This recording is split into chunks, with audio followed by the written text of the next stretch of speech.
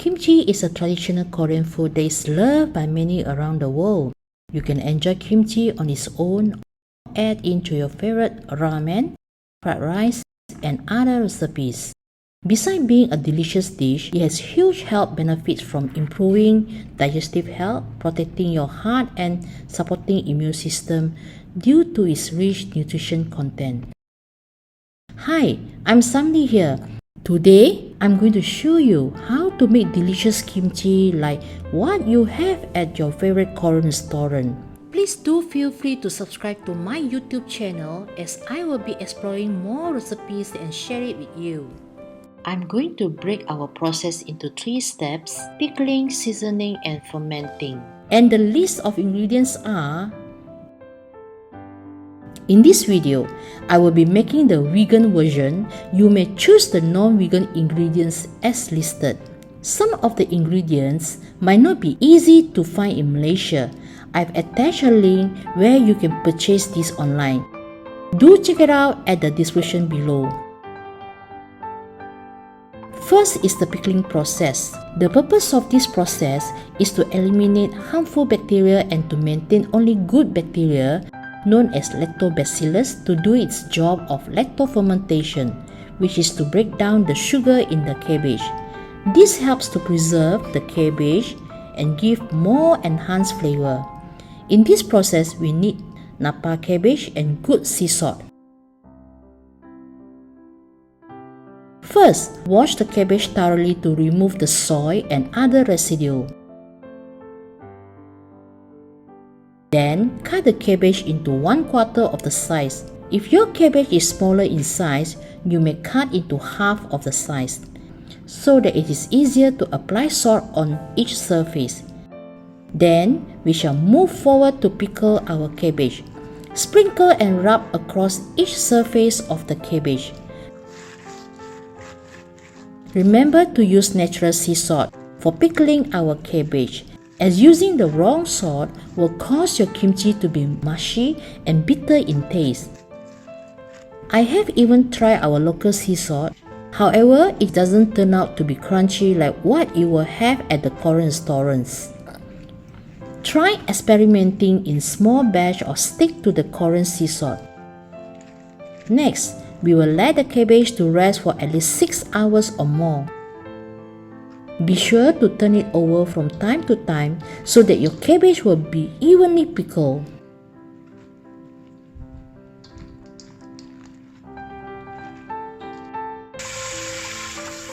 After 6 hours, wash the cabbage thoroughly under running tap water.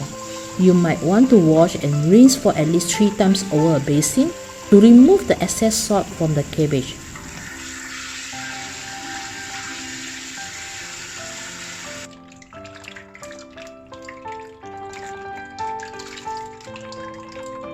Next, set aside the cabbage in a strainer or colander to drain the excess water.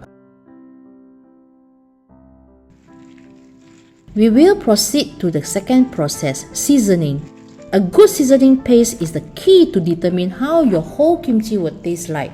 So, we will not want to take this process very lightly. I always recommend good ingredients to people who want to prepare the best tasting kimchi. First, you need to prepare kombu stock. In a saucepan, use 20 grams of kombu to 800 ml of water and cook it under low-medium heat. After 20 minutes, the stock is ready to use for preparing the starch. Next, shred the carrot, then followed by radish or daikon. The shred size will be totally up to you. If you want to be able to have some crunch from radish or carrot, you can make it thicker. However, please do take note you do not want the texture to be too thick, and it will make your whole cabbage to be a big chunk when you season or marinate them. Next, Asian chive. If you can't get Asian chive, it can be replaced with scallion, carrot, radish, and Asian chive. These ingredients are like a complement to the Napa cabbage. As you are going to eat the kimchi later, the different taste from this also give the extra flavor and crunch to the existing Napa cabbage. Next will be the onion,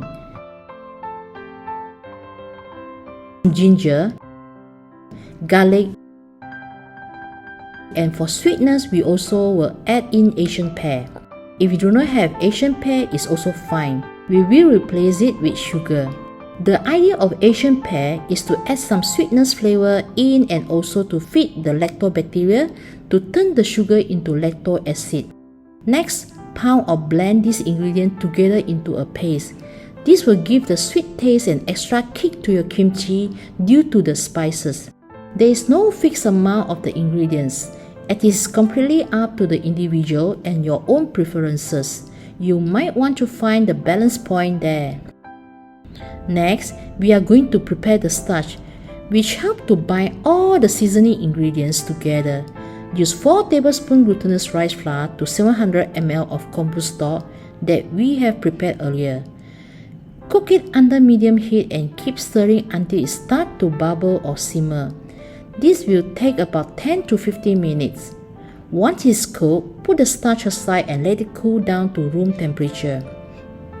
In a big mixing bowl, add the shredded carrots and daikon. Add the starch, our blended paste earlier, together with our 300 grams of red pepper powder or gochugaru. If you want it more spicy or milder, you may adjust accordingly. 4 tablespoons of soy sauce. Last but not least, add in the leftover kombu stock into this mixture. Trust me, kombu stock will make a lot of difference to the taste of your kimchi. It has a unique flavor together with its extra health benefit from its nutrients. Some extra tips for you. A good quality of soy sauce will give a good umami taste to your paste. So, use good quality soy sauce for better kimchi.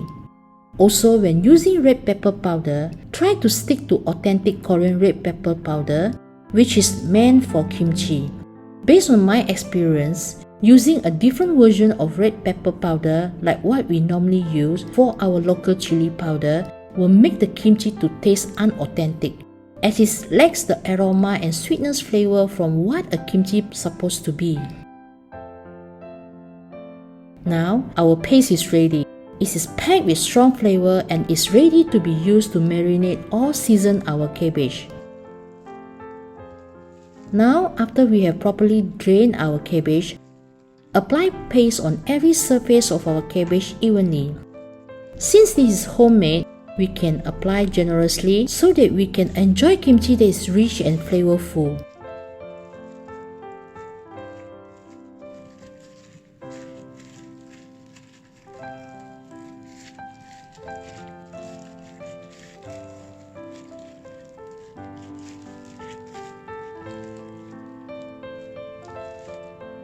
Once we have marinated our cabbage, store it in a glass jar or food-grade container to let it season and ferment for 1 day at room temperature.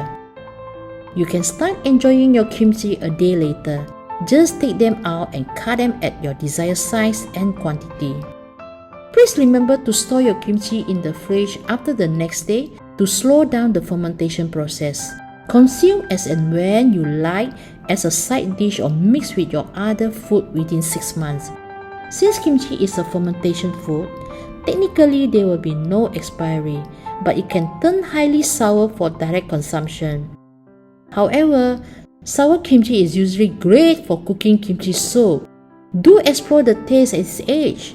Hope you enjoy your homemade kimchi.